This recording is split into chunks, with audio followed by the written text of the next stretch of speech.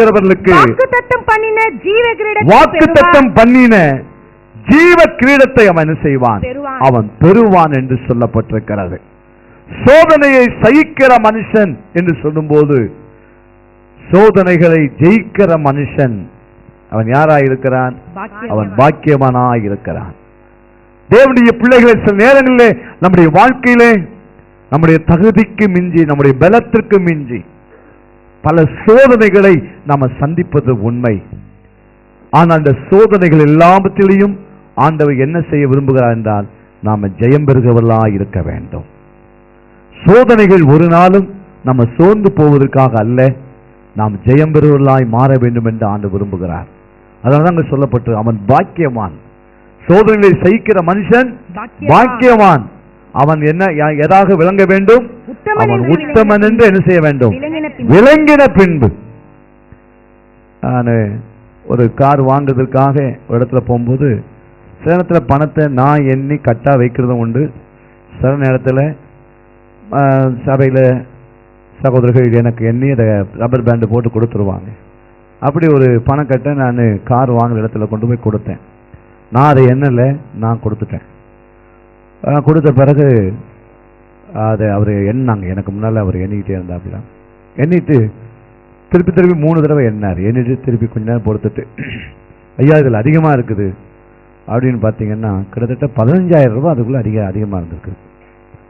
அப்புறம் நான் அதை வாங்கி எண்ணேன். நானும் எண்ணும் போது அதில் 15,000 ரூபாய் அதிகமாகவே இருந்தது. சரி இது எண்ணி வச்சவங்க, நான் எண்ணி கொண்டு போகலை. அவன் உத்தமனாக இருந்ததுனால அந்த 1,15,000 அதிகமாக இருக்குது சார் அப்படின்னு சொல்லிட்டு அந்த 15,000 எடுத்து அனுப்பிச்சிட்டான், என் கையில் கொடுத்துட்டான். அப்போது அவன் கையில் 1,00,000, நான் கொடுக்க வேண்டியது 1,00,000 தான்.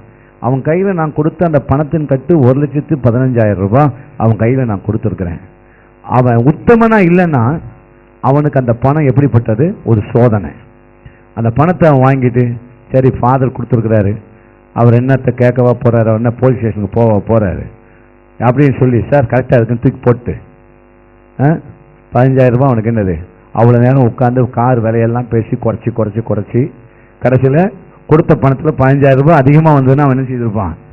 அவன் சந்தோஷமாக எடுத்திருப்பான். உடனே எடுத்து நான் என்ன ஒருவேளை நம்மளை அவன் சோதிச்சிடப்படாத, இவர் எப்படி உத்தமனா பார்ப்போன்னு சொல்லிட்டு 1,00,000 கொடுத்து அதில் 15,000 ரூபாய் அதிகமாக எடுத்துட்டு சரி எடுத்துக்கோன்னு சொல்லணும். நான் மறுபடியும் அதை வாங்கினேன். நீ பார்த்தா உண்மையில் 15,000 ரூபாய் அதிகமாக தான் இருந்தது.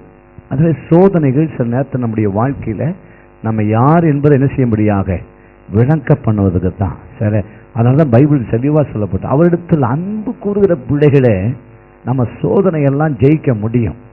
அப்படி சோதனையெல்லாம் ஜெயித்தவர்கள் தான் தேவனின் அன்பு கூறுகிறவர்கள். இப்படி ஆண்டவரிடத்திலே அன்பு கூறுகிறவர்களுக்கு வாக்குத்தத்தம் பண்ணின ஜீவ கிரீடத்தை அவன் செய்வான். உங்க வாழ்க்கையிலே கர்த்தருடைய பிள்ளைகளே, 3வது நாம் அவரை அதிகமாய் நேசிக்கும் போது இந்த உலகத்தில் எந்த பட்டம் பதவிகள் நமக்கு இல்லாவிட்டாலும், நம்ம சாதாரணமான ஒரு நபர்களாக இருந்தாலும் தேவன் நமக்காக எதை வைத்திருக்கிறார்? ஒரு கிரீடத்தை வைத்திருக்கிறார். ஹல்லேலூயா. அந்த கிரீடம் ஜீவ கிரீடம் என்று அழைக்கப்படுகிறது. இந்த பூமியிலே நம்ம எவ்வளவாய் அவரை நேசிக்கிறோமோ பல நேரத்தில் நம்மை சிலர் இழிவாய் பேசலாம், சில பிரச்சனைகளை அதன் மூலமாய் நம்ம சந்திக்கலாம், சிலர் நம்மை அவமானப்படுத்தலாம்.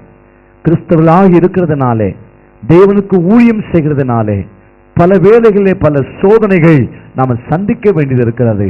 ஆனால் அவைகள் எல்லாவற்றிலையும் நம்முடைய உள்ளத்தில் இருக்கிறது என்னவென்றால், ஆண்டவரே நான் உம்மை நேசிக்கிறேன், நான் உம்மையில் அன்பு கூறுகிறேன் என்ற நிலைமை நாம் இருந்து விட்டால் அவர் நமக்காக எதை வைத்திருக்கிறார்?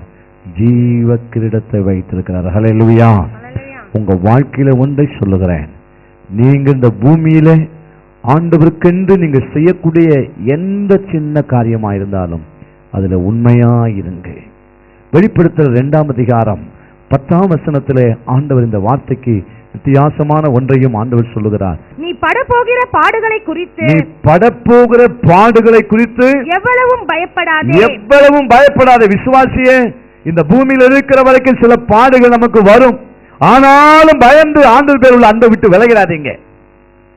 சில இழப்புகள் வரும், மரணம் வரும், துக்கமான கவலையான நேரங்கள் நமக்கு வரும், சிலரால நமக்கு பாடுகள் வரும்.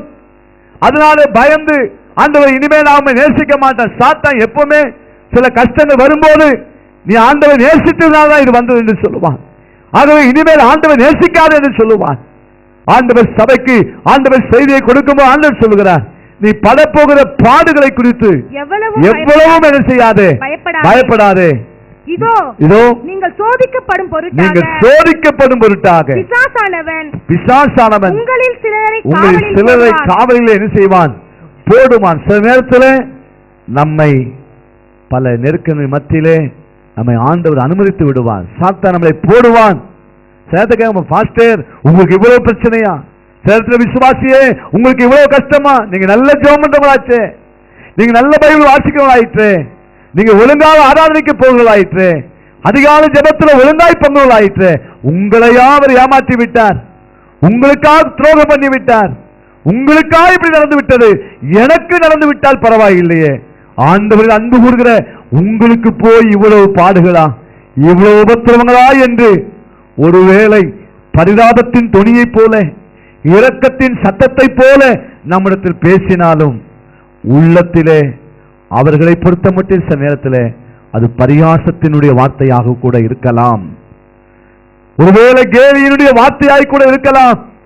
அன்பு கூறுகிற தேவனுடைய பிள்ளையே, உங்களுடைய வாழ்க்கையில் வரக்கூடிய இந்த பாடுகை, இந்த உபத்திரவங்களிலே ஆண்டவர் எதிர்பார்க்கிறோம் என்றால் இதை ஜெயித்து விடு, இதை சகித்து விடு. நான் உனக்கு ஒரு ஜீவ கிரீடத்தை வைத்திருக்கிறேன். அன்பு கூறுவதை விட்டு விலகி விடாதே. ஆண்டவரிடத்தில் அன்பு கூர்ந்து விடார், அன்பு கூறுவதிலே உண்மையா இருந்து விடுங்கள்.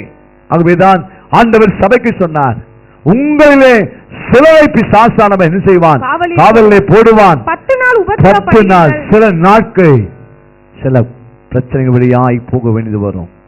இங்க வீடு கட்டுகிற விசுவாசிகள்லாம் இருக்கிறீங்க, சொந்த வீட்டில் இருக்கிறவங்க இருக்கிறீங்க. ரொம்ப எளிதா வீடு கட்டிட முடியாது. வீடு கட்ட ஆரம்பிக்கும் போதே அக்கம் பக்கத்தில் பிரச்சனை கொடுப்பார்கள்.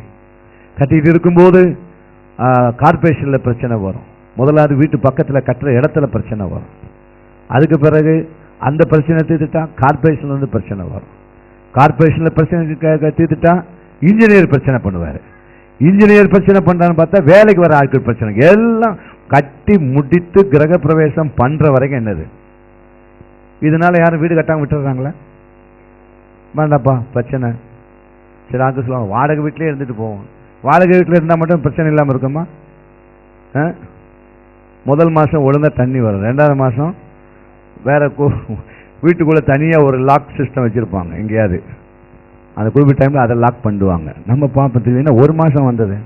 அவர் சொல்லுவார் எங்கேயும் அடைப்பு இருக்குன்னு. அடைப்பு எங்கேயும் இல்லை, லாக் சிஸ்டம் எங்கேயாவது என்ன செய்யும் இருக்கும்.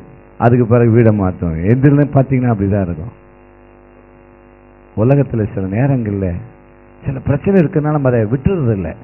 அதை எப்படியாவது தொடர்ந்து முயற்சித்து நாம் என்ன செய்கிறோம்.